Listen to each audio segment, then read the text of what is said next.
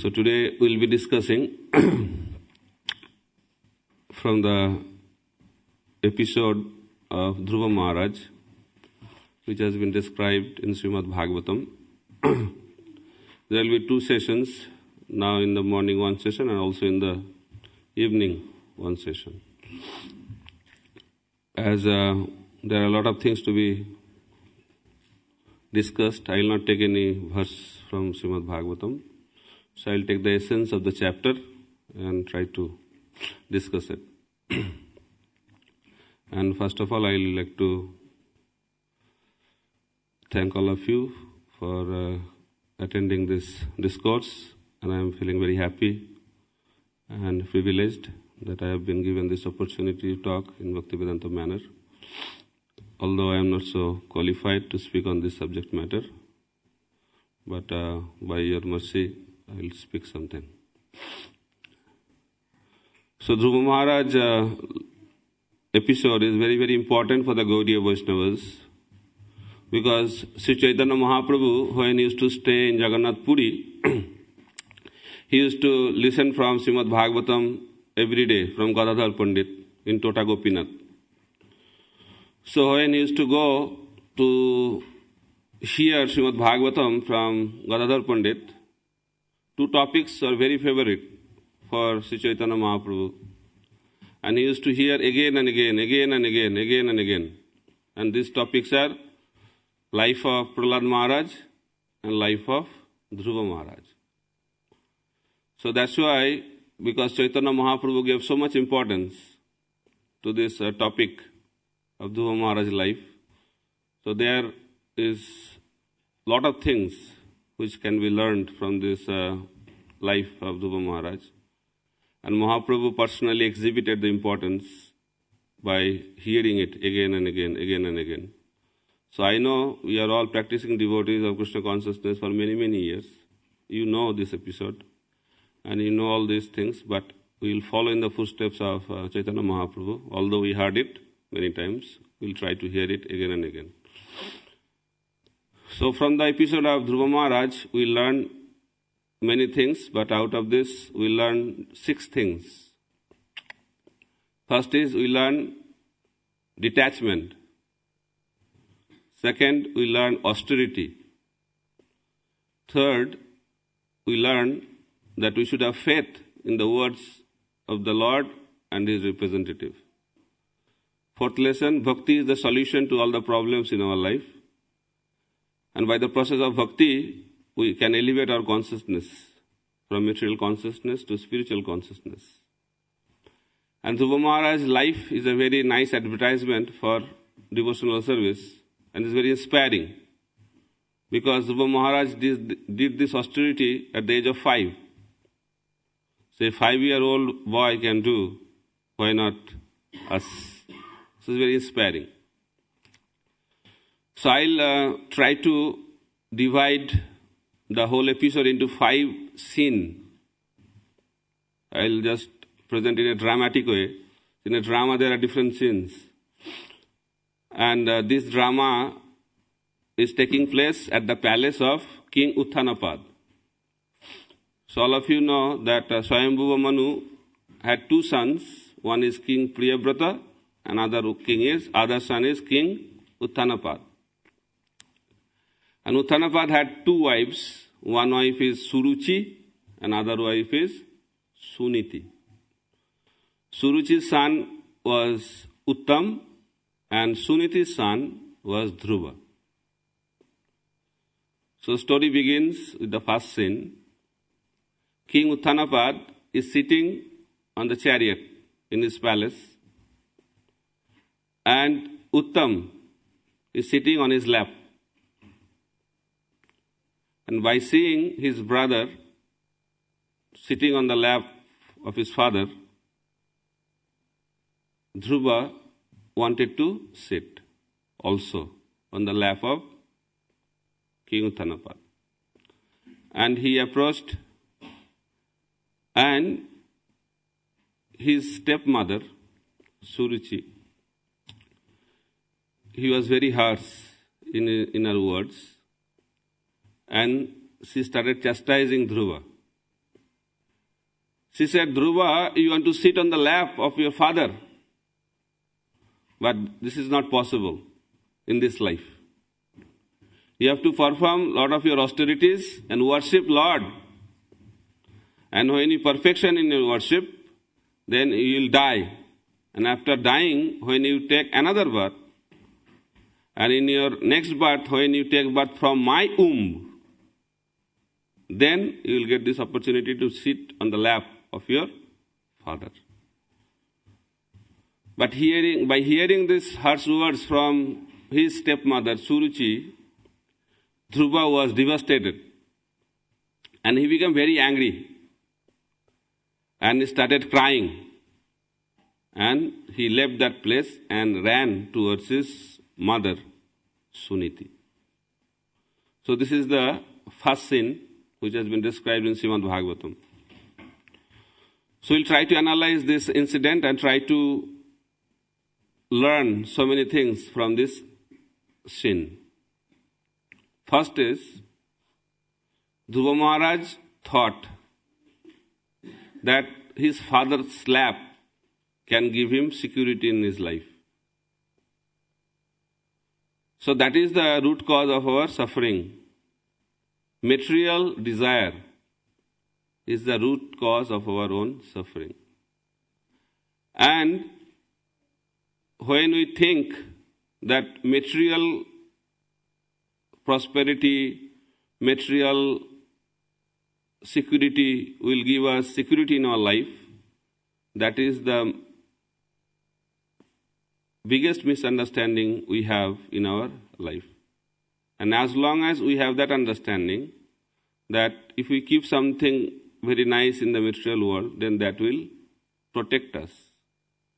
But rather, that will put us down. So, real protector is Krishna. And we should be willing to accept the protection given by Krishna and not anybody else. But Dhruva wanted to be secured materially by getting the lap of his father. So generally in this material world, we all try to have material prosperities.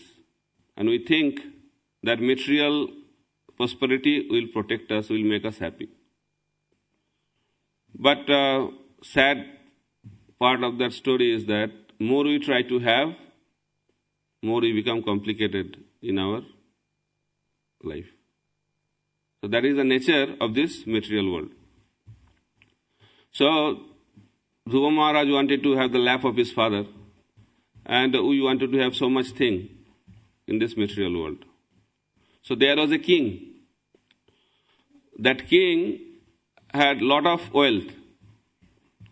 Lot of wealth he had. And he thought that his wealth will protect him.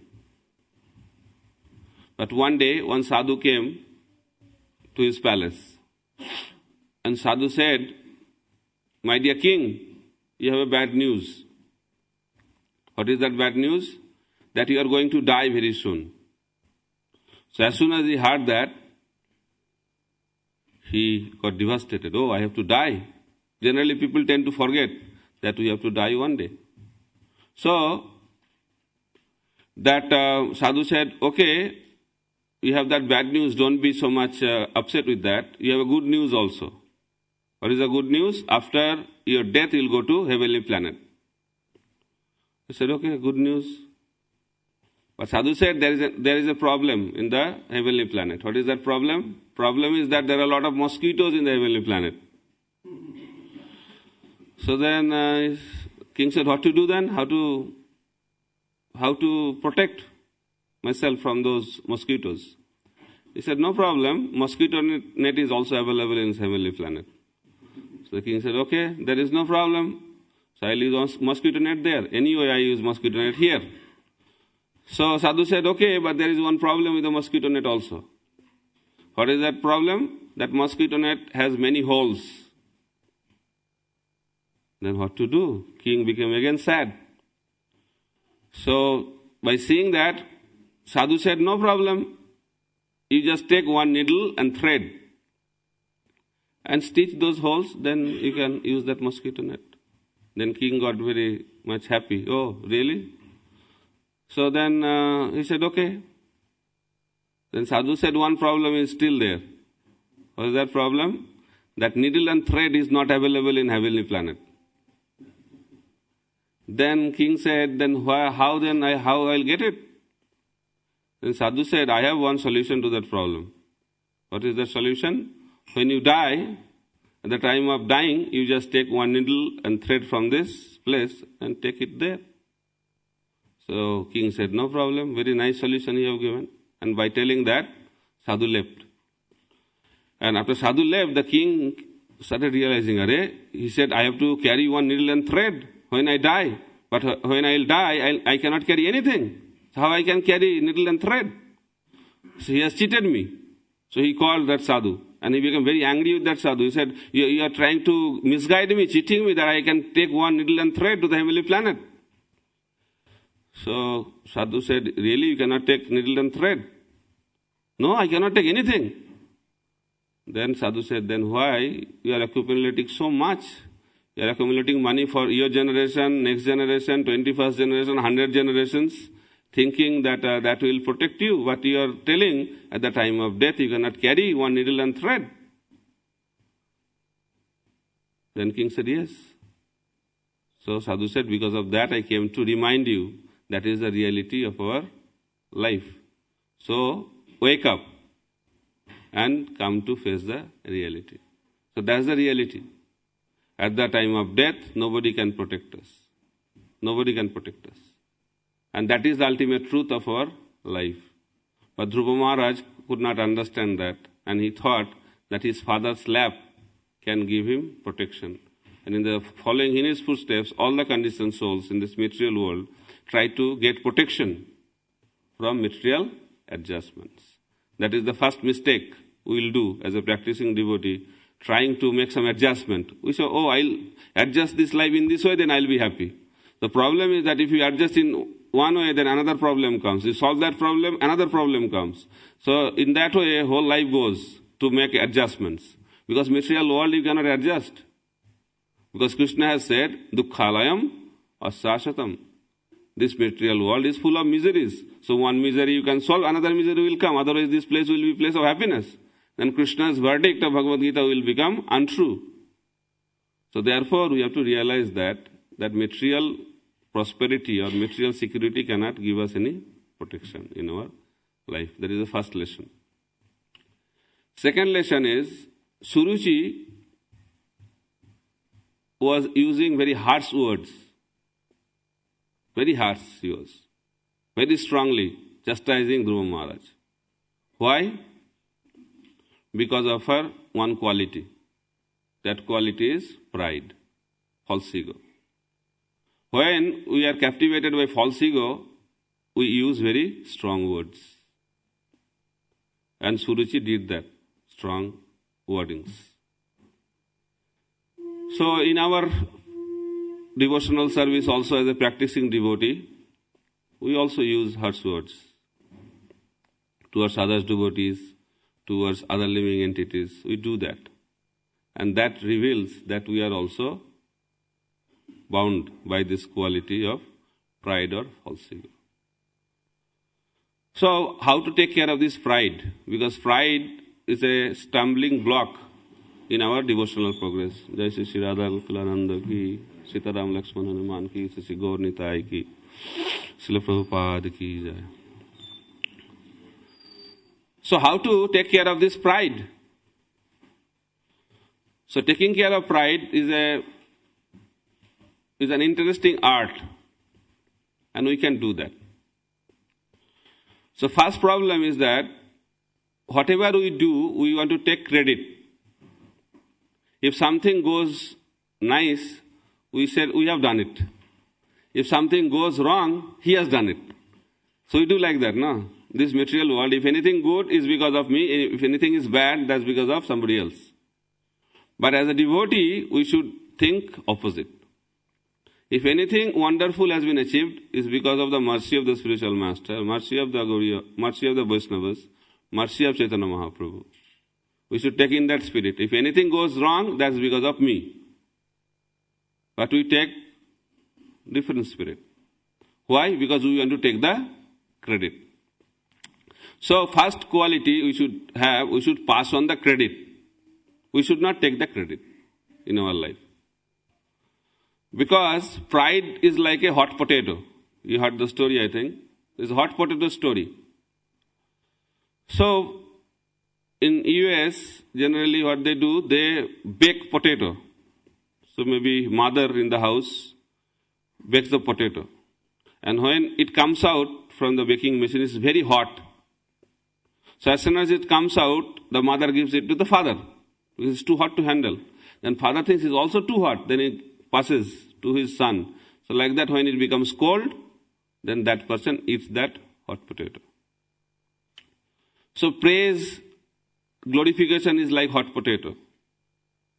So if you take it, just like if mother takes that hot potato, she'll burn. In the same way, if we take also hot potato like praise, then we will also burn our Krishna consciousness.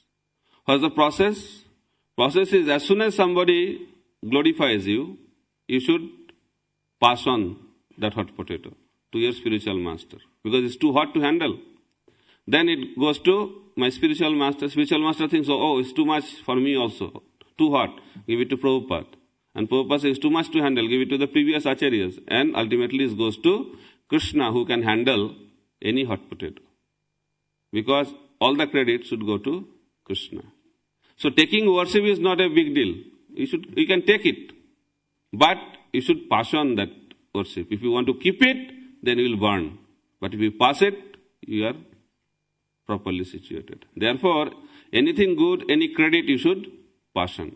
And Prabhupada used to do that also. He gave all the credit to his spiritual master. He gave all the credit to his disciples. He never took any credit for himself. But although we know he has done so much, but he never took any credit. He always gave credit to his superiors, and he always gave credit to his inferiors, to his disciples and to his spiritual master. So Prabhupada exhibited that also. So one day, one man from South India, one sadhu, is called Swami Atmananda. He entered into a ISKCON temple. And he saw that time Guru Puja of Srila Prabhupada was going on. And Sri Guru Charana Padma Kevala Bhakati Sadma, the devotees are singing.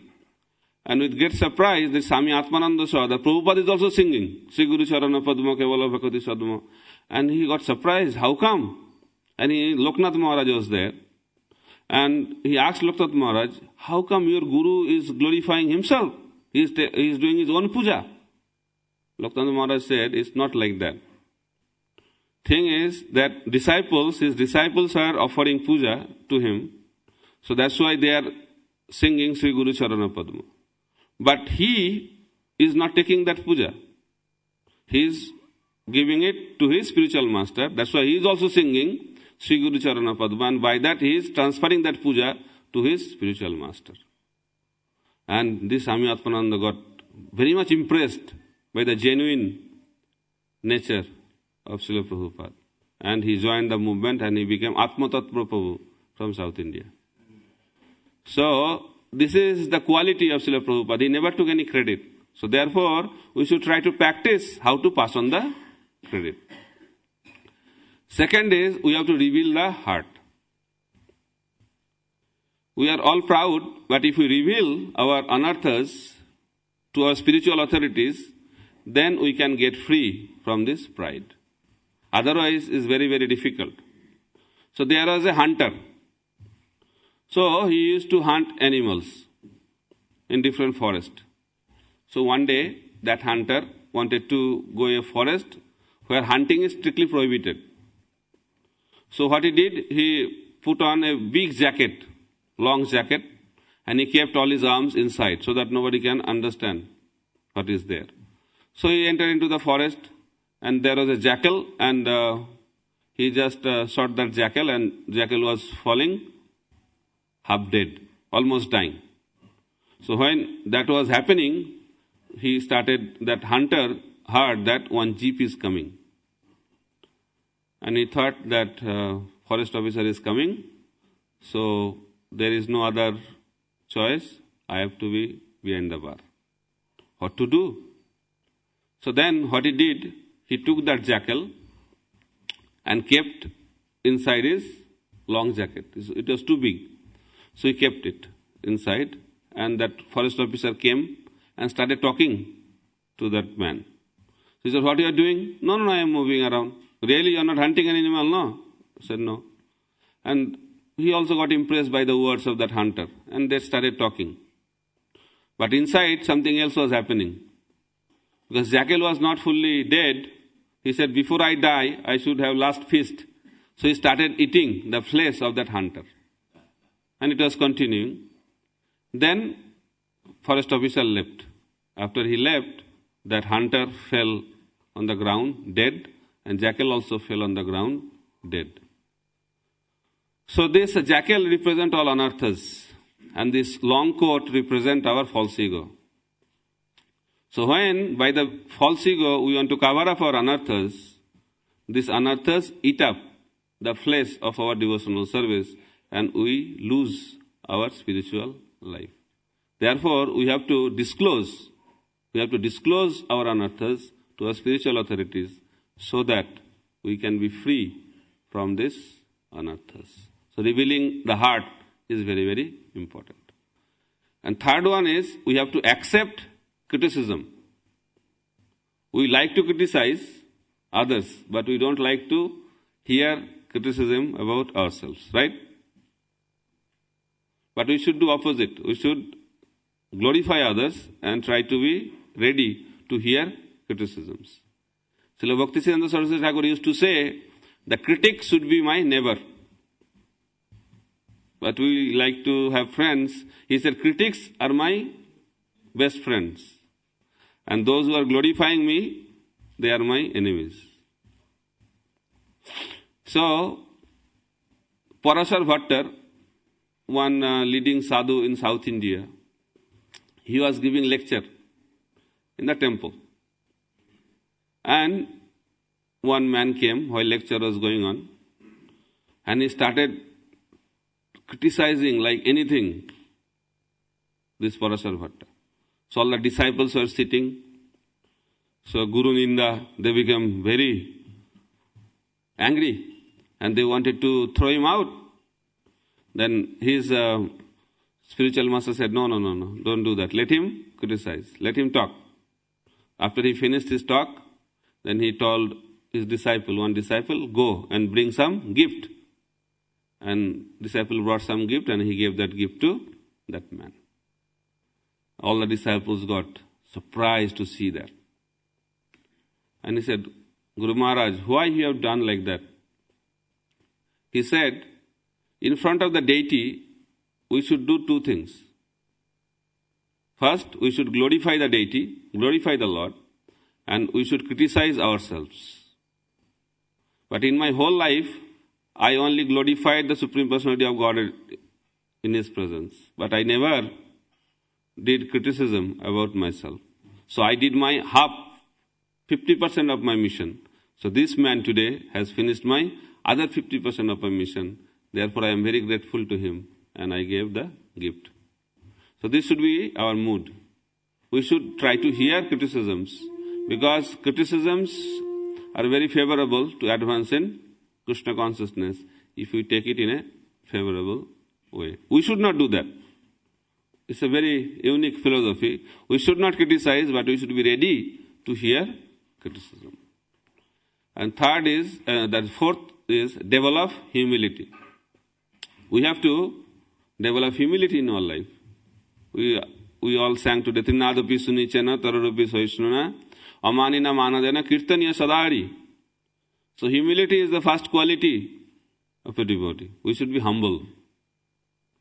But we are very proud. Prabhupada said to become humble, we should be humble. We are very insignificant.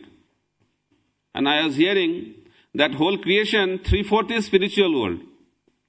1/4 is material world. And out of this 1/4 material world, there are unlimited universes in this material world. We are in the smallest universe, having Brahma with 4 heads. There are universes, Brahma having 8 heads, 16 heads, 1,000 heads, 1 million heads. How he manages is very difficult to realize. But it's mentioned in Shastra that Brahma has millions of heads also. That kind of Brahma is also there. So that's the big universes, but we are in the smallest universe. And in this universe there are 14 planetary systems. We are in Bhuloka. And in Bhuloka there are so many continents. Now Bhaktivedanta Manor, England, UK is situated in Europe. So there are so many countries in Europe. So we are in England. And England there are so many places. We are here in Bhaktivedanta Manor. In Bhaktivedanta Manor there are so many houses. We are in this temple. In this temple room there are so many people. I am one of them. So how insignificant we are, but still we think we are the controller of this world, right? So we don't have to have spiritual knowledge or knowledge from Bhagavad Gita or Srimad Bhagavatam to realize that we are very insignificant. But still, because of the false ego, we think we are big. Therefore, spiritual life means we have to develop humility. And humility comes from knowledge. And pride comes from ignorance. So, humility does not mean think oneself less.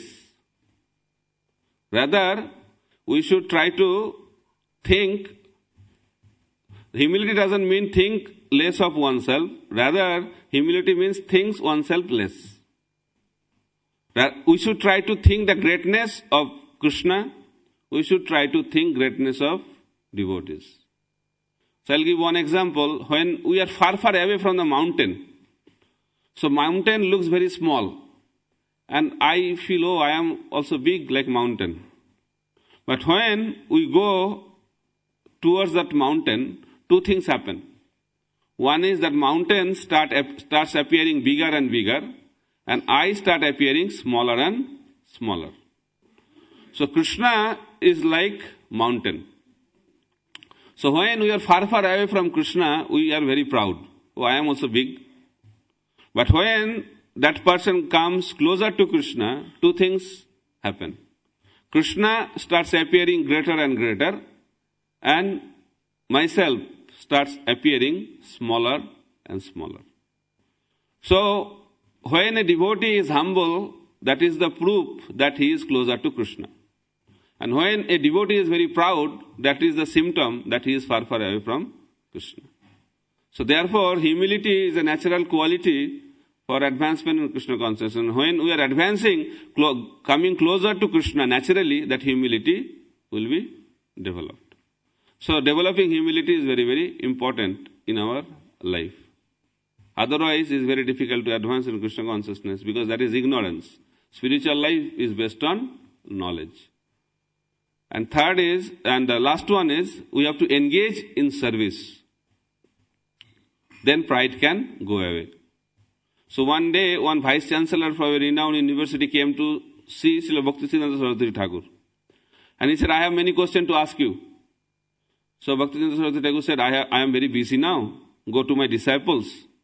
They are in the kitchen. You just ask them. So he entered into the kitchen. And disciple said, okay, you want to ask questions. Before you ask question, you just clean the kitchen. So vice chancellor is a big man. Somehow or other, he got surprised but started washing the pots of the Lord. So after whole thing is over, kitchen is cleaned, everything is over, then the devotee is asked, do you have any question? He said, I got all the answers. And then he went to Bhaktisiddhanta Saraswati Thakur. He said, my devotees, my disciples answered your question. You have any question now? He said, no, I have got all the answers. So whatever false ego we have, if you are engaged in menial service of the Lord, this false ego goes away. So therefore, by passing on the credit, by revealing our heart, by accepting criticisms, by developing humility, and by engaging in menial service of the Lord, we can be free from pride. So Suruchi was full of false ego. Therefore, she was using very strong, harsh words towards Dhruva Maharaj. And other lesson is that harsh words made Dhruva Maharaj very angry, and that changed his life. So therefore we should be very, very careful what kind of words we are using in our devotional service. So according to Bhagavad Gita, the words, the speech should be having 5 qualities. First quality of our speech should not break the heart of a person. It should be truthful. It should be pleasing. It should be beneficial, and it should be from Shastra. These are the 5 qualities we should have while we are talking. What are those 5 qualities? It should not break the heart of the person. It should be truthful. Third one is, it should be pleasing. It doesn't mean that it should be truthful but pleasing. And it should be beneficial. And last, it should be based on Shastra. Words have a very strong effect in our life. It's like a bullet. If it comes out, you cannot take it back. So therefore, we should be very, very careful. That's why Rupa Goswami in Nectar of Instruction says, Bacha Begam. We have to control our speech. So, this speech has a lot of effect in our life. So there is a landlord, a big landlord, and one beggar came to him and started glorifying. Oh, you are so wealthy person, you have so much money. And landlord said, he called his wife, are you hearing me? Please bring some gift. Bring some gift for this beggar. Then beggar started talking again. Oh, you have such a beautiful house. You have such a beautiful car. Then that household said, okay, you bring some 1,000 rupees for him. And beggar said, oh, so many things are coming. Then he started glorifying. Your garden is so nice. You are so much charitable. He started glorifying. And that landlord is telling, bring this, bring that. And whole thing was going on. Then the beggar started asking, you are telling your wife to bring, why is not coming? Then landlord said, it will not come. Said, why? So he's telling that you are satisfying me by words. I am also satisfying you by words. So, like that. So there are 2 frogs one day. They fell into an well, big well. And other frogs assembled there. Power of words. So these frogs are telling, don't try, you cannot come out, you cannot come out. So one frog was trying to climb, he fell and died. But other frog, in spite of so much discouragement, he was climbing. And he came out of the well. Then other frogs, they said, we are telling you so many times, don't come out, you cannot come out, you cannot come out. How you came out? He said, really? You are telling like that? I thought you are encouraging me. Why? Because I have a hearing problem. That's why I thought that you are encouraging me. That's why I came out. So, words, if you should talk encouraging, that can change your life in a positive way. And if you use harsh words in a discouraging way, you can discourage a person's life. So therefore, we should always use words that are encouraging and beneficial for others. And we should try to follow the instruction of Krishna in Bhagavad Gita, having our speeches these 5 qualities.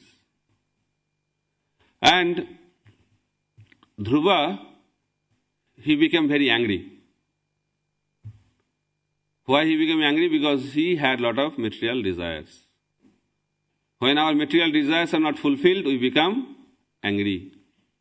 Kamayesha, krodayesha, rajaguna, samudbhava. So Dhruva Maharaj became angry. And anger is very, very dangerous. It's mentioned in Bhagavad Gita, when you become angry, your whole body gets polluted. And you should take bath. It's very, very polluting. And it creates poison in your body. So there is a story, once a mother became very angry. And that baby at that time drinking the breast milk. And by drinking that breast milk, that boy became dead. Why? Because the mother was so angry, by that anger, the whole breast milk became poisonous. It's not a story. What Krishna says in Bhagavad Gita is absolute truth. And this was the fact, that child was dead. So therefore, we have to become very careful not to become angry. So, Dronacharya was teaching the Pandavas. And he was teaching that you should not become angry. Okay. So, he said, you should learn that and try to remember it. So, he taught that don't become angry. So, next day, he asked other Pandavas, have you learned that you should not become angry? Everybody said yes, except Yudhishthira Maharaj. He said, no, I am trying to remember. So next day again Dronacharya said, can you remember? You should not become angry. He's telling trying. So it goes on for 7 days. And Dronacharya became very upset. He got angry and he took a stick and he was very angry and started beating Yudhishthira Maharaj. Then Dronacharya asked Yudhishthira, can you remember now? He said, yes, now I can remember. He said, why? He said, I was practicing and I was not getting the experience. Now you have beaten me up. Even after that I am not becoming angry. Therefore, I have understood the reality of your message. But the problem is the person who taught don't become angry, he became angry, Dronacharya. So it's very difficult to control our anger. Very difficult. And for that, there is a whole topic how to control our anger. But bottom line is that our material desires should be controlled. More we control our material desire, anger will be less. So Dhruva Maharaj, he became very angry. And after becoming angry, he ran towards his mother. This is the second sin. Dhruva Maharaj is approaching his mother in her palace. And this incident, what has happened to Dhruva, Suniti, through her maidservants, she already knew. So Dhruva Maharaj came and explained the whole story to Suniti. And what happens if somebody treats you badly, you become very negative minded. But Suniti did not do like that. He took in a very positive spirit. That's why he acted like a guru. She acted like a guru. She said, take the essence, what Suruchi has said. Maybe she has told in a very harsh way, but there is a truth, whatever she has said. What is that truth? Suruchi said, in order to get the love of your father, you have to worship Narayan. So take that essence. That is absolute. So why you are becoming angry? Take the essence of her talk and start worshipping Narayan. So that is the quality of Suniti.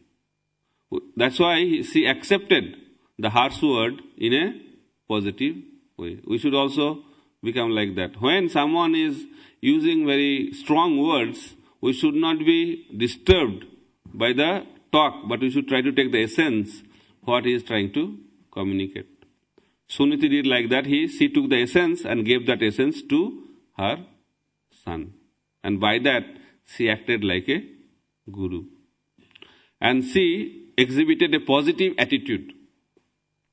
So having positive attitude is an essential quality of a practicing devotee. We should take everything positively.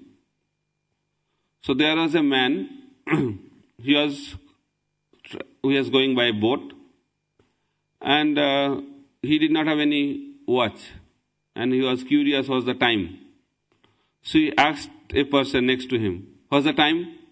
He's a heavy duty guy. And he punched on his face as soon as he asked the question. And all the people got surprised that he asked question, was the time, and this man responded like that. So everybody got very angry. Then that man said, why I asked you time, why you did like that? He said, that's my style to tell time. Really? That's your style? What's the style? What you have told? I punched once. That means it's 1 o'clock. So other friends, they got surprised to see that. He said, this is too much. He cannot do like that. We should beat him up also. Then he said, no. Be very positive. We think that Krishna is so merciful. Why? He said that I asked the time now. So see, if I asked the time 1 hour before, what would have happened to me? It was 12 o'clock. Then I would have got 12 punches. Instead of 12 punches, I got only 1 punch. That is the mercy of the Lord. We should take in a very positive spirit. So Prabhupada also exhibited that quality. Once his hand was cut and it was bleeding. So he said that this is the mercy of the Lord. Whatever Krishna does is good for us. So he said, I was supposed to be cut, my head was supposed to be cut. But by the mercy of the Lord, only my finger was cut. That was the mood of Srila Prabhupada. In every step, we should think in a very positive spirit and always try to see the mercy of the Lord at our life. But generally what happens when something good happens in our life? Oh, Krishna is very merciful. If something goes wrong, oh, we are doing so much for Krishna, why he is so much cruel to us, he is not. So mercy, always good things we see the mercy. But a pure devotee of the Lord or a sincere devotee of the Lord sees mercy of Krishna at every step in our life. That is the quality. So there was a king and he had a minister. And this minister was a very nice minister and he had a faith that whatever Lord does is good for us. So one day, that king also got cut, that his finger was cut. Then he said, that's also good, that is also desired by Krishna, that's also is good for, whatever Krishna does is good. That minister said, yes, this is also good for you. So his finger was cut and he is telling, it's good for me. He said, yes. Then he became very angry. King became very angry. He told his security guards and told the security guards, put him behind the bar, put him in the jail. He said, that is also nice. Krishna is very merciful. That's good that you are putting me in the jail. Then that king went for a hunting in the forest. And hunting, and he was lost in the forest. And in that forest on that day, some dacoits were performing some Devi Puja. And they are searching for a man for sacrifice. So they saw this man is there. So nice man, nicely built. So they caught him. And they caught him and took him in front of the Brahmin who is going to do the sacrifice. The Brahmin said, we can sacrifice, but you have to check his body. Because if the body is defective, it cannot be offered to the goddess. So these people started checking his body and they saw that his finger is cut. He said, no, this body is defective, it cannot be offered to the goddess. And he was relieved. And after he was relieved, he came to realize, oh, whatever my minister said is correct. Because my finger was cut, because of that, today my head was not cut. So Krishna is always merciful. Then he came back and he called his minister again. He said, now I have realized that my finger was cut, it was the sweet will of the Lord. But how come you are in the prison, that is also sweet will of the Lord?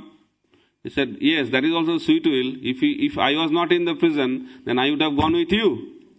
Then I was caught, you will not be sacrificed, but I was not defective, so I would have been offered to the deity. So therefore, I was behind the bar, that was also the mercy of the Lord. In that way, we should develop positive attitude and try to think and try to accept everything as the mercy of the Lord. And in that way, we can advance in Krishna consciousness very easily. Otherwise, it's very, very difficult to advance in Krishna consciousness. And third one is, Suniti acted as guru and she was a preacher. So a preacher need not be a pure devotee of the Lord. Suniti was not a pure devotee, but she acted like a guru or a preacher. Sometimes we think, in order to become a guru, in order to become a preacher, you need to be a pure devotee of the Lord.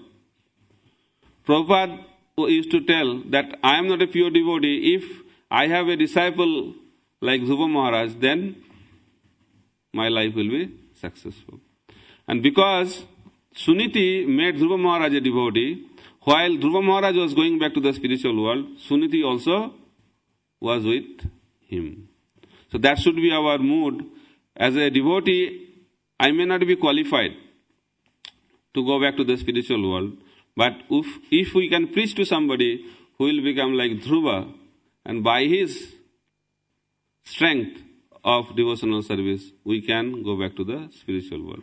Therefore, we should have the preaching spirit and try to preach as much as possible and try to make devotees. Prabhupada said that preaching is the essence. If we don't do preaching, then whole movement will collapse. Prabhupada said that as long as book distribution continues, my movement will be there. And when book distribution will stop, my movement will stop. And I was thinking, it's too much of a statement. Prabhupada made few statements because book distribution marathon, I want to stress something on book distribution, taking this opportunity. Prabhupada said, hypothetically, take the example, that all the temples of ISKCON are closed. And there is no devotee. No devotee. No devotee, no temple. Still my movement will be there. If my books are there. Because anyone can come and read my book and start the ISKCON movement again. That is the potency of Srila Prabhupada's books. Prabhupada said that if all the temples are closed, as long as book distribution continues, my movement will continue. And I was thinking it's too much of a statement, but Prabhupada said, ISKCON is my body and BBT is my heart and ISKCON money is my blood. To make a body functional, you need the heart and you need the blood. Your body may be little defective, but if heart is working properly and if blood is going on in the heart, then you'll survive. Right? So if all the temples and other things are like the body, but if book distribution, BBT prints books and money is going to BBT, that's the blood, then our movement will continue, even if our body may not be so much healthy. But if our body is very healthy, big temples, so many people, so many things are happening, but no books, no BBT, heart is not there, then what will happen? The body will become dead. So when I was analyzing this, I was very much convinced, yes, this preaching mission of Sri Chaitanya Mahaprabhu will continue as long as Prabhupada's books are there. Prabhupada said, how much preaching you can do by 3 minutes lecture? One of my book can create revolution in the world. And he said, my books are like time bomb. What time bomb? He said, you are giving the books, you are thinking, oh, no results, no devotee, no, people are not becoming devotees. But it has a time. So one day that will explode. So our duty is to distribute. And Krishna, Srila Prabhupada will take care how to make that person a devotee of the Lord. So therefore, book distribution, this month we should take this opportunity and following the footsteps of Suniti, that we may not be qualified, we may not be pure devotees of the Lord, but by distributing Srila Prabhupada books, we are giving the opportunity to many other people to become the pure devotee of the Lord. And that is the essence of this scene of Dhruva Maharaj episode. So 5 minutes more, so I'll stop here. Hare Krishna, Krishna Krishna, Hare Hare, Hare Ram, Ram Ram, Hare Hare. So the rest, the balance, the other things we'll be discussing in the evening. There are 3 more sins, and that is a lot of detailed discussions are there. So I'll stop here. So if you have any question or comment,